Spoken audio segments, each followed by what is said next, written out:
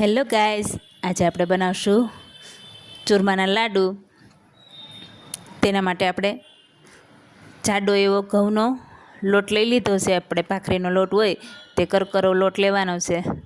આવો કણીદાર લોટ હોય તેવો લેવાનો છે. અને તે આપણે 2 મોટા વાટકા લીધેલો છે. એમાં 2 થી 3 પાવડા તેલ એડ કરશું મોણ માટે, અને 2 હાથેથી સારી રીતે આપણે મોણ દઈ દઈશું. જો આ રીતના મસળીને તેલને લોટ મિક્સ કરી લઈશું સારી રીતે. આ રીતના મુઠ્ઠી પડે એ રીતના આપણે મિક્સ કરી લેવાનું છે.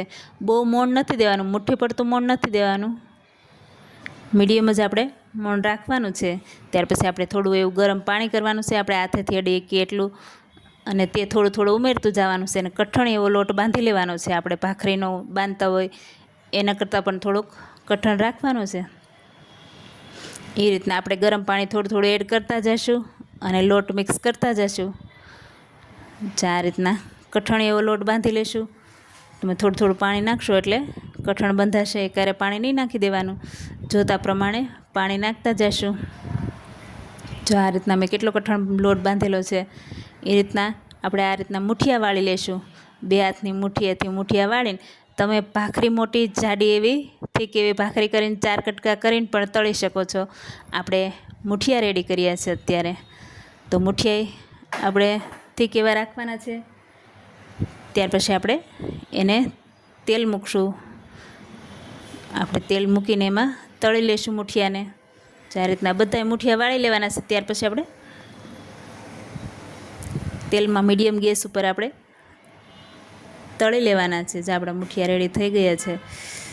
મીડિયમ ગેસ રાખીને બધા મુઠિયા આપણે તેલમાં એડ કરી દઈશું. ચૂરમાના લાડુ બનાવવાનું કે હમણાં ચોથ પણ આવવાની છે, ગણપતિ દાદાના લાડુ બનાવવા હોય તો આ રીતના તમે બનાવી શકો છો. જે આપણે લાલ બ્રાઉન જેવા થઈ જાય ત્યાં સુધી આપણે અંદર સુધી શેકાઈ જવા જોઈએ. એટલે મીડિયમ ગેસ રાખશું એટલે આપણે અંદર સુધી ચડી જાય આપણા મુઠિયા. એ રીતના આપણે રેડી કરવાના છે. ઉપરથી બ્રાઉન થઈ જશે. ધીમા ગેસે આપણે ચડવા દઈએ એટલે અંદર સુધી ચડી જાય છે. તમે આને ચક્કાથી કે સ્પૂન, કાંટા સ્પૂન આવે છે તેનાથી આપણે ખાડા પણ પાડી શકો છો.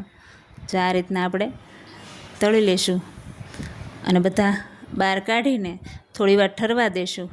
બહુ જ ગરમ હોય એટલા માટે થોડી વાર ઠરવા દઈશું. પછી આવા નાના નાના ટુકડામાં કટ કરી લઈશું. થોડા ઠરી જાય એટલે, જો કેટલા ગરમ છે, ટુકડા કરી લઈશું એટલે જલ્દી ઠરી જાય. થોડી વાર ઠરવા દઈને પછી આપણે મિક્સર જારમાં નાખીશું. આપણો જે કટ કરેલો ભૂકો કરેલો છે તે મિક્સર જારમાં પાવડર એવો કરી લેશું. ત્યાર પછી તમે કોઈ પણ છાયણીથી એની મદદથી આપણે તમારે જેવો મોટો કે ઝીણું જોતો હોય એ રીતના તમે સાળી શકો છો. આપણે એક સાયણી લીધી છે તેનાથી સાળ્યો છે લોટ. અને તમે વધારે મિક્સર ચલાવી લ્યો તો સાળવાની કંઈ જરૂર નથી. પણ કોઈ પણ ગઠ્ઠું આપણે જાડું એવું રહી ગયું હોય તો સાળવાથી નીકળી જાય છે, એક સરખું થાય છે. એટલા માટે આપણે સાળી લીધું છે. તો આપણે એક વાસણમાં ઘી લીધું છે, 1 વાટકો ઘી લીધું છે. અને 2 વાટકા આપણે લોટ હતો એની સામે આપણે 1 વાટકો ગોળનો લીધો છે. ગોળ ઝીણી કતરણમાં કટ કરીને આપણે ગોળ એડ કરેલો છે. ગોળને બહુ પાક નથી આવવા દેવાનો, મીડિયમ એવો ગોળ ગરમ થાય એટલો આપણે ઉકાળશું. આપણે થોડી વાર ઘી ને ગોળ મિક્સ થાય એટલી વાર જ રાખવાનું છે. જો તમે જોઈ શકો છો ઘી ને ગોળ મિક્સ થઈ ગયું છે, ગેસ બંધ કરી દેવાનો છે. અને જે આપણું સુરમું છે તેમાં આપણે ઉમેરી દઈશું. ગોળ ને ઘી થોડું થોડું ઉમેરતા જઈશું ને એક ચમચાથી હલાવતા જઈશું. આ રીતના આપણે બધુંય ઉમેરીને સારી રીતે મિક્સ કરી લઈશું. તમને એવું લાગે કે ઘી થોડુંક આપણે ઓછું પડે છે તો ઉપરથી થોડુંક ઘી નાખી શકો છો. પણ ગોળનું તો મેજરમેન્ટ એકદમ સરસ જ છે. 2 વાટકા લોટ સામે 1 વાટકો ગોળ એટલે મીડિયમ જ મીઠા થશે. જો આ રીતના ઝીણી કટ કરેલી આપણે બદામ એડ કરેલી છે. 1 કોપરાનો વાટકો ખમણેલો છે તે એડ કરેલો છે.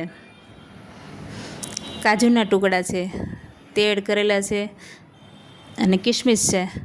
તમારે જોતા મુજબ જેટલી તમને વધારે ઓછી કરી શકો છો, તમારી મરજી પ્રમાણે. જે આ રીતના આપણે બધું સારી રીતે મિક્સ કરી લેશું. સરસ એવું મિક્સ થઈ જાય ત્યાર પછી આપણે લાડુ વાળી લઈશું. જે આ રીતના બધું મિક્સ થઈ જશે એટલે ઘી બધું ચૂરમું ચોસી લેશે. એ રીતના આપણે મિક્સ કરવાનું છે.